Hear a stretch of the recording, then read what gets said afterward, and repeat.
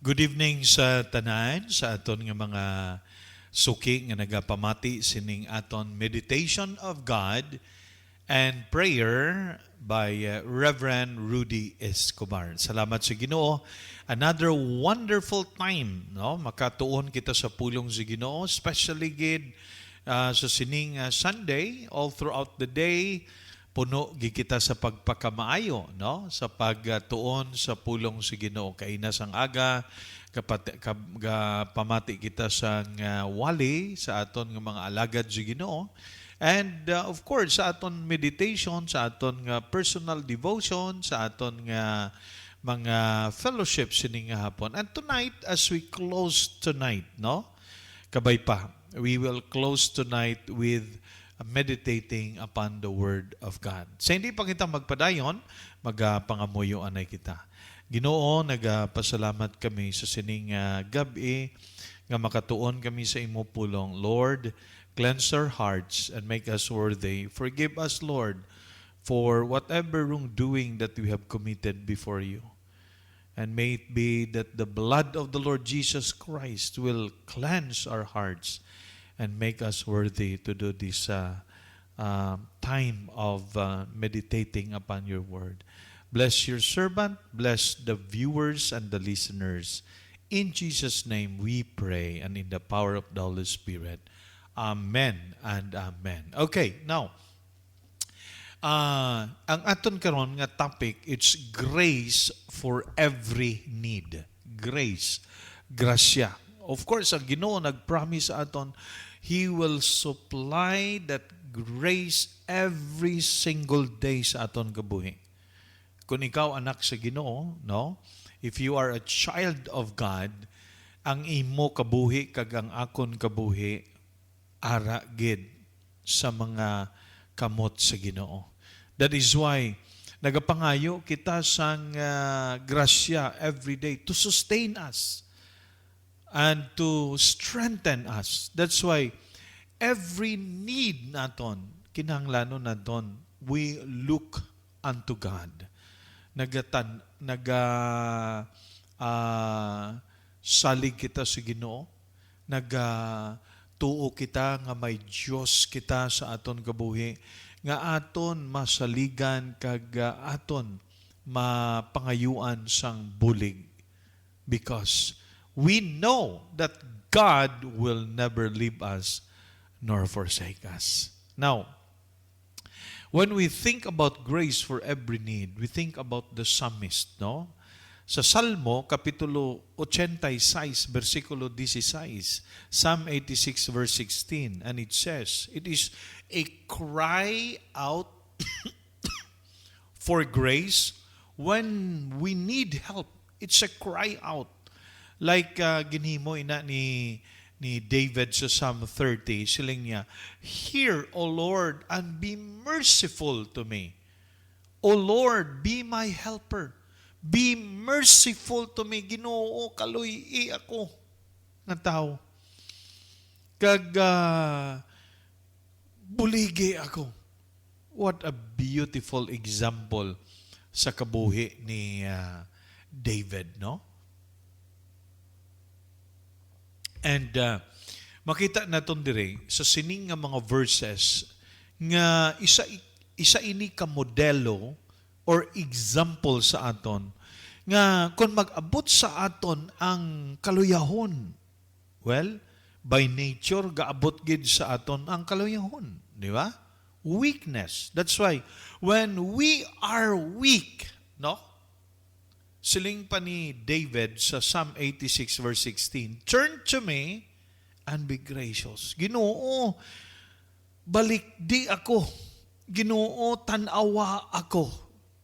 It is because iniyang psalmist nagakilala gid, naga-acknowledge gid nga ang Ginoo ara nagalantaw kag nakakita sa iya kabuhi kag sa iya sitwasyon. And it says here, "Be gracious to me." Ginoo, kaluyi ako. Ginoo, grasyahi ako. Okay? And in that grace, there is strength inside of that. Okay, siling man niya, Give your strength to my servant. Give your strength to my servant. First, si David paubos sa iya kaugalingon kag naga-acknowledge gid, nagakilala gid siya nga siya gakinahanglan sa Ginoo sa iya kabuhi.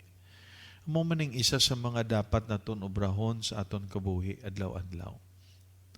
Kung mag-abot sa aton ang weakness, of course, sa aton nga faith, we want to be strong in our faith sa Ginoo. That's why when we wake up this morning, nagapangayo kita, Lord, help me to be strong in my faith to you. Buligi ako, Ginoo, nga magmalig-on ang akon pagtuo dira sa imo. So, may mga times sa aton kabuhi when we are weak, ambal ni Paul na, when I am weak, then I become strong. Why?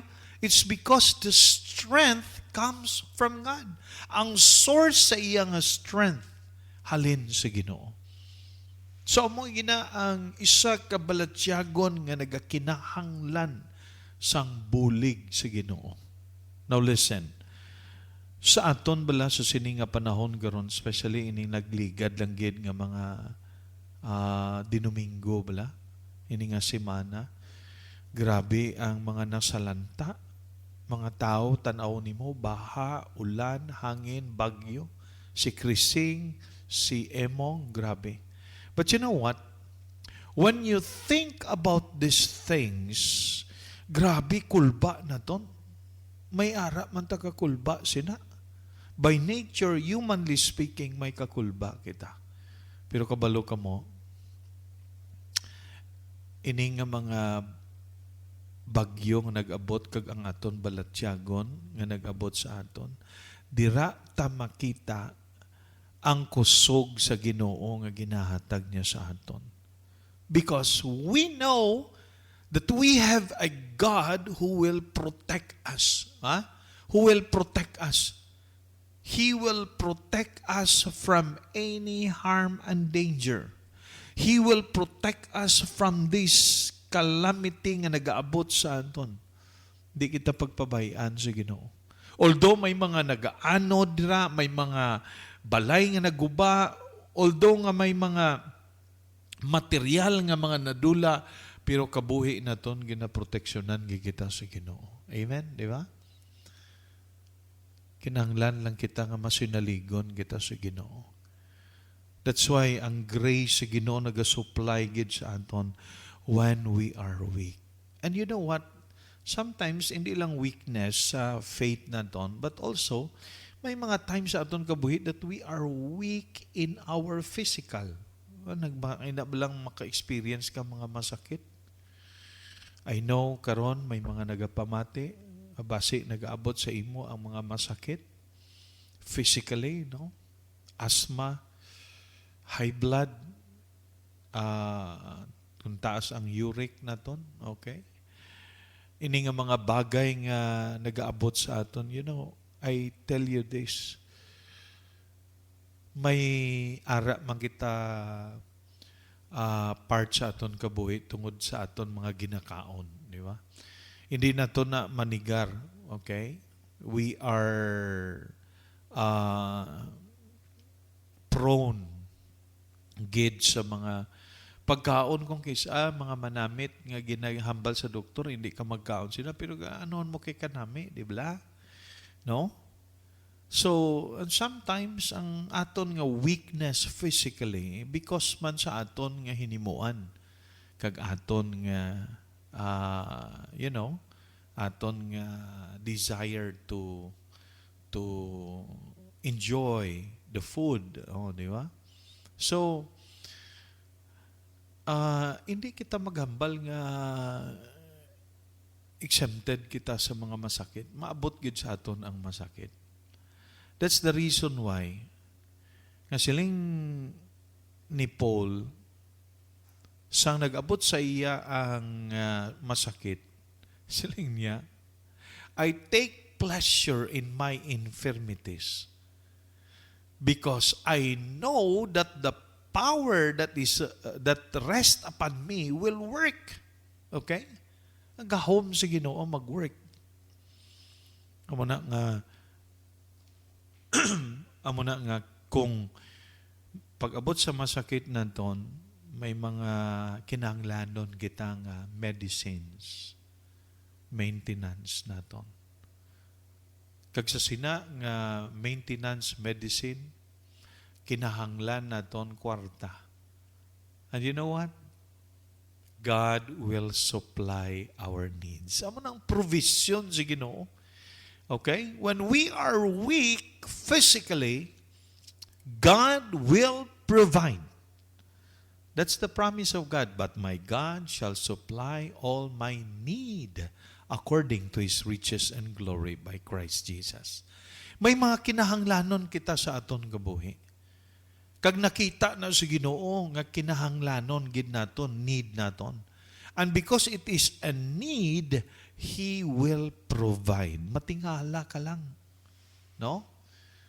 May mga nag-experience akong, of course, ginabudget man naton ang aton nga mga kinahanglanon. May mga kinahanglanon kita nga wala takabalo kundiin aton ni kuhaon ang resources ang kwarta sini. Pero matingala ka on how the Lord will provide. No, di ba? Provide sa aton kinahanglanon. Kag may mga ginagamit ang Ginoo nga instrumento to provide our needs. Remember, when Prophet Elijah, okay? Dito siya sa Brook Keret, okay? Hambal niya, Lord, malana ang tubig. Wala na ko pagkaon, I will die. Sini. But you know what? God provided a hamburger that comes from heaven. Okay? And of course, a hamburger because the bread and the meat was prepared by God Himself in heaven. O, di ba? Kag ginpadala sa iya. Kag, in short, God feed him. God provided the food for him. Oh, di ba? Amo na iya. You know, sa aton balang kabuhi, mga kinahanglanon naton, medicine, pagkaon, or need, any kind of need naton, any kind of need, God will always provide because He promised it to us. The only requirement nga ginapangayo sa Ginoo sa aton is to put our faith and confidence on His promises and on the Word of God. Oh, di ba? Kinanglan, saligan mo gid. Damo kita nga mga nabalaan, nabatian, nga mga encouragement sa aton coming from the Word of God. Aton saligan ang promise sa Ginoo. That's why when we are weak, sa aton sitwasyon, circumstansya, He will protect us. When we are weak physically, He will provide our needs. Okay? And when we are weak, sometimes nagaabot man sa aton balatyagon, maluya. Emotionally, we are down, we are discouraged, and we are weak. Amo nang hambal nila nga stress. Stress ka bala? Ina balang stress ka sa mga sitwasyon. Of course, ang outcome sina na-depress ka, na-discourage ka, na downhearted ka. Karon nga nubo ang imo nga balatyagon, weak ang imo balatyagon dira, makita nimo kung saligan mo ang Ginoo. Because God promised us. Ang promise sa Ginoo sa aton, I will strengthen thee. Yeah, I am gracious and I will strengthen you because you are my servant. Okay? So, mga hinigugma, mga abyan, ina dako ina nga pagpakamaayo blessing sa aton nga kabuhi. All we have to do is to trust God, to believe on His promises, to claim His word, okay, sa aton nga mga kabuhi.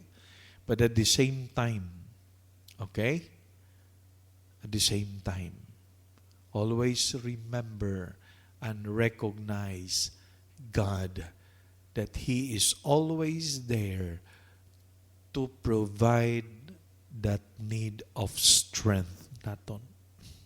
Mahinigugma. Subong nga nagapamati ka sining pag-meditate naton. Base ara ka sa sitwasyon nga maluya ka. Dangop kaya sa Ginoo. Because God will help you.